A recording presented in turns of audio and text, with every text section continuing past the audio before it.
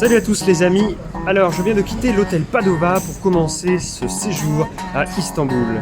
Nous allons ensemble visiter cette ville riche en histoire qui remonte à l'Antiquité jusqu'à nos jours.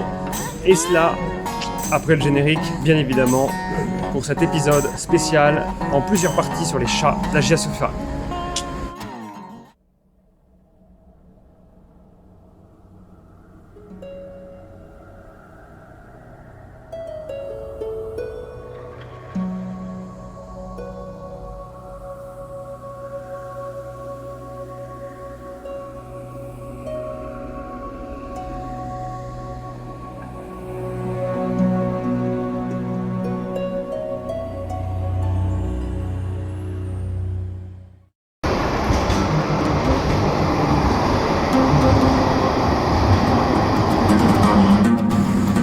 Chers amis, nous voilà dans le quartier de Sultanahmet. C'est ici où se trouve Hagia Sophia, juste derrière moi, et la mosquée bleue en face de moi. Alors, ce sont des mosquées, ils ont tous leurs minarets, leurs dômes, et il ne faut pas les confondre. La mosquée bleue est peut-être plus richement ornée que Hagia Sophia, juste derrière la fontaine, qui est beaucoup plus sobre, mais j'ai envie de dire beaucoup plus monumentale et qui a une histoire encore plus riche et une architecture remarquable. Ce que je vous propose, c'est d'essayer de rentrer dans Hagia Sophia. Alors il faut savoir que c'est une mosquée, on y a accès librement. Il y a juste quelques règles, déjà faire la queue, enlever nos chaussures à l'entrée pour les mettre dans des petites boîtes et bien évidemment respecter le lieu de culte, puisque depuis quelques années maintenant, Hagia Sophia est redevenue une mosquée où l'on pratique le culte musulman.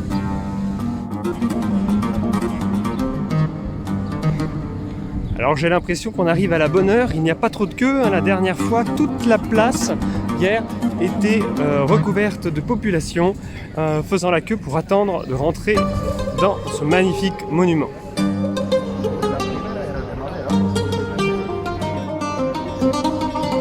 La Sainte-Sophie, en face de la mosquée bleue à Sultanahmet, est l'ouvrage le plus important de l'histoire de l'architecture, qui poursuit sa mission historique avec son passé d'église pendant 916 ans, de mosquée pendant 481 ans et de musée en 1935. Depuis quelques années, Hagia Sophia est redevenue un lieu de culte.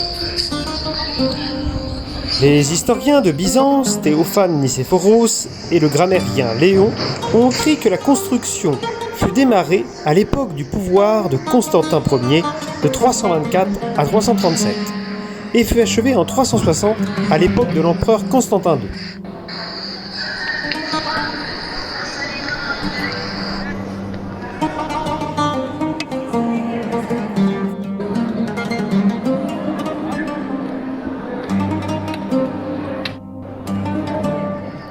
La construction, dont le premier nom était Mégali Ecclesia, la grande église, fut nommée Hagia Sophia après le 5e siècle, ce que signifie la sagesse divine.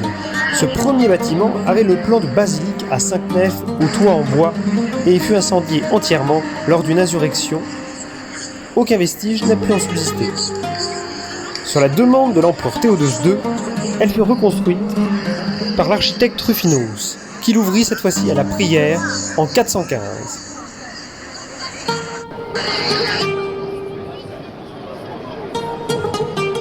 L'empereur byzantin Justinien Ier a voulu faire construire un monument beaucoup plus grand et plus majestueux.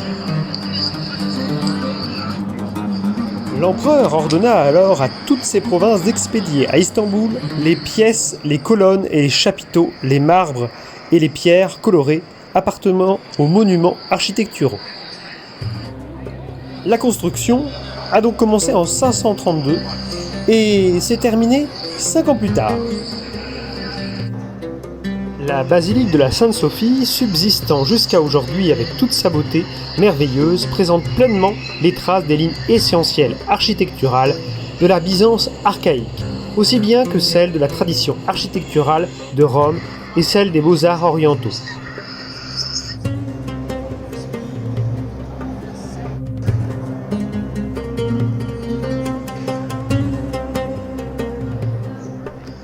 1453, lors de la prise de Constantinople par les Ottomans, la basilique Sainte-Sophie devient une mosquée. Mais l'édifice architectural est fragile. Il a besoin d'être sans cesse refaçonné. Et oui, on rajoute des contreforts parce qu'elle commence à pencher, ce qui lui donne cette forme extraordinairement originale. Allez, on passe à côté de la fontaine des ablutions pour se purifier et après, nous allons visiter les différentes tombes des sultans.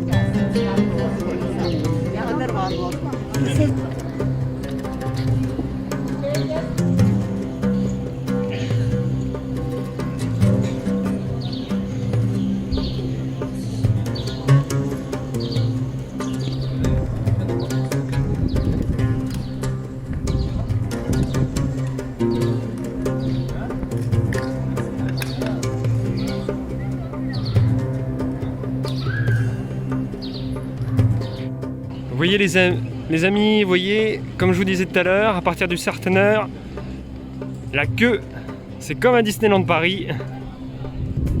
Énormément de monde. On a choisi une bonne heure. Et maintenant, si nous allions visiter la mosquée bleue, dite aussi la mosquée de Sultanahmet, du nom du quartier.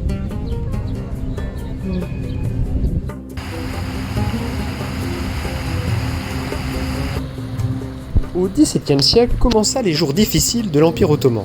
Diverses insurrections civiles, les guerres avec la Perse et l'Autriche, au début de ce siècle, causèrent une situation difficile pour l'Empire.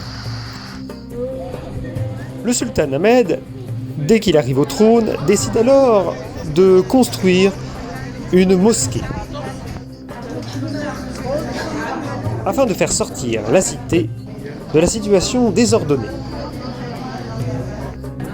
Il met fin aux guerres et résolutionne certains problèmes géopolitiques. La paix et la sécurité revenues, le sultan décide alors de mettre en place de nouvelles infrastructures et de nouveaux monuments. Certaines rumeurs disent que c'est suite à un rêve et de son caractère très croyant que lui est venue l'idée de construire la mosquée. Autrement, il aurait suivi un des conseils du Coran disant « Quiconque qui aurait construit une mosquée dans le monde au nom d'Allah obtiendra un pavillon dans le paradis. » À vous de choisir la version en question. Il détruisit alors de nombreuses maisons pour installer sa mosquée en face de celle d'Hagia Sophia.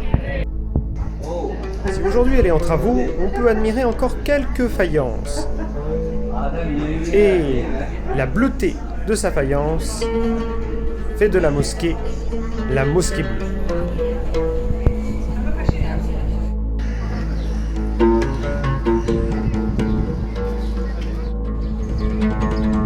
Voilà les amis, comme vous avez pu voir, la mosquée bleue est complètement en travaux. On n'a pas pu profiter réellement de sa décoration, de son ornementation qui fait d'elle un monument remarquable à Istanbul. Mais c'est pas grave, il y a encore de belles choses à voir sur notre chemin et nous allons nous diriger maintenant vers le bazar, celui de Arasta Bazar, du quartier de Sultanahmet.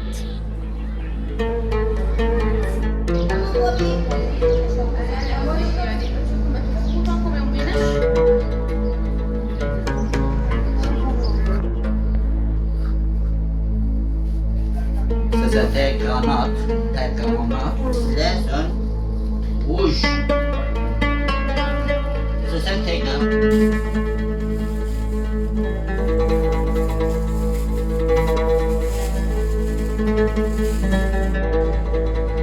Vous voyez, voilà, on vous aborde très régulièrement pour vous proposer quelques dégustations afin justement d'acheter du thé, des pâtisseries. Bon, c'est pas grave parce que ça remplit un petit peu le ventre, ça vous apporte un peu de, on va pas dire de rafraîchissement parce que c'est du thé, mais bon, c'est sympa, c'est une ambiance assez sympa.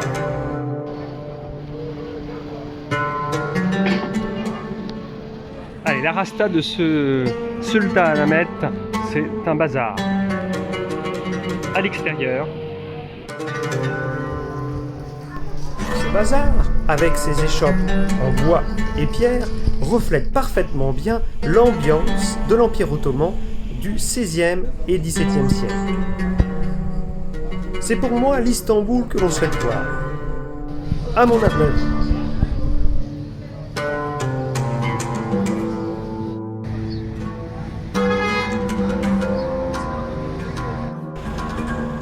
Les hôtels s'inspirent aussi du style ottoman. Certaines maisons, peut-être, sont authentiques, d'autres le sont moins.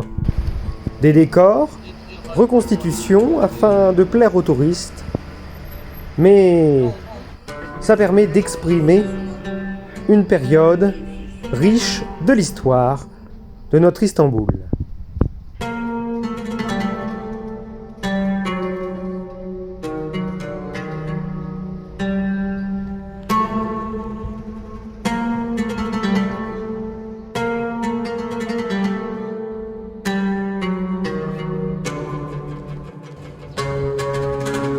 Toujours en gravitant autour de la Mosquée Bleue, dans le quartier de Sultanahmet, nous sommes maintenant arrivés sur l'hippodrome antique. Bien sûr, aujourd'hui c'est une simple place, mais il faut imaginer à l'époque des courses de chars et autres jeux du cirque.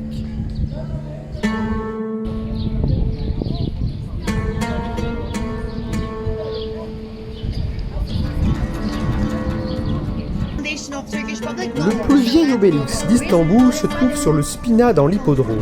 Ce monument en pierre d'un seul tenant avait été érigé devant un sanctuaire à Hiéropolis, en Égypte, au nom de Thoutmôsis. Constantin Ier, en 337-361, sollicita dans sa lettre, écrite aux Alexandrins, d'envoyer cette structure à Istanbul. Il convient que vous envoyiez cette pierre afin de contribuer à l'embellissement de cette ville, qui vous accueille en toute générosité lorsque vos bateaux montent à la mer Noire. Constantin récupéra aussi la colonne serpentine, monument construit par les Grecs pour célébrer leur victoire contre les Perses à la bataille de Salamis en 480. Enfin, la colonne de Constantin Porphyrogénète, haute de 32 mètres, est située encore sur le spina de l'hippodrome et est composée de pierres taillées de dimensions différentes.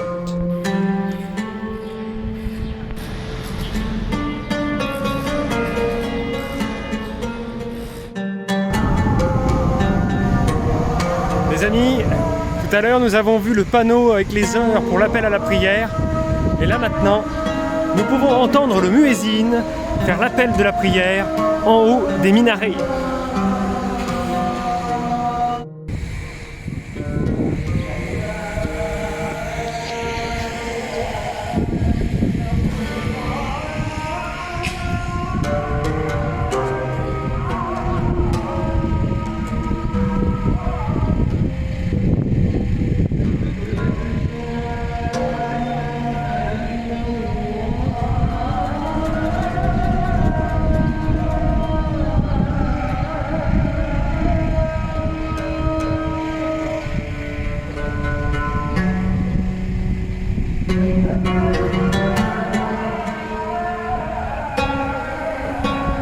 Alors ici, on entend uniquement les deux muezzins, ceux d'Hagia Sophia et bien évidemment de la Mosquée Bleue.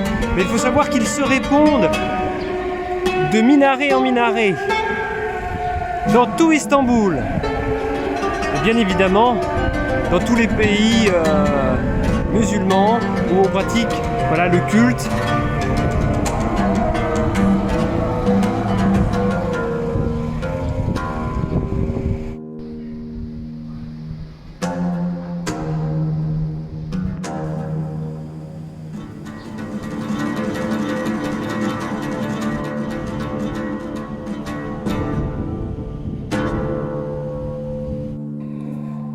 Chers amis, c'est déjà la fin de ce premier épisode consacré à la ville d'Istanbul, les chats d'Hagia Sophia. Avant de nous quitter et puis de nous retrouver dans le prochain épisode, je vais vous présenter ma chambre d'hôtel dans le quartier de Beyazıt. Voilà ma chambre d'hôtel avec 2 lits, un lit simple, un lit double. Je peux alterner comme ça chaque soir. Vous avez une petite particularité, c'est qu'il faut mettre la clé dans l'Energy Saver pour pouvoir allumer la lumière, sinon ça ne marche pas. Donc la première fois, j'ai demandé au réceptionniste pourquoi je n'avais pas d'électricité dans ma chambre. Et ici, j'ai constitué ma première petite bibliothèque. Alors, entre les livrets de Budapest et puis bien évidemment le Coran et la Bible, comprendre l'islam et puis quelques guides d'Istanbul. Et oui, dans la mosquée bleue, on m'a donné ces documents. Il y avait une petite librairie de livres gratuits. Et puis, bien évidemment, je me suis constitué un petit bureau de fortune en utilisant les étagères de la table de nuit pour pouvoir rédiger le journal de bord et puis réaliser les vidéos. Voilà, allez, je vous souhaite à très vite pour le prochain épisode. Bisous!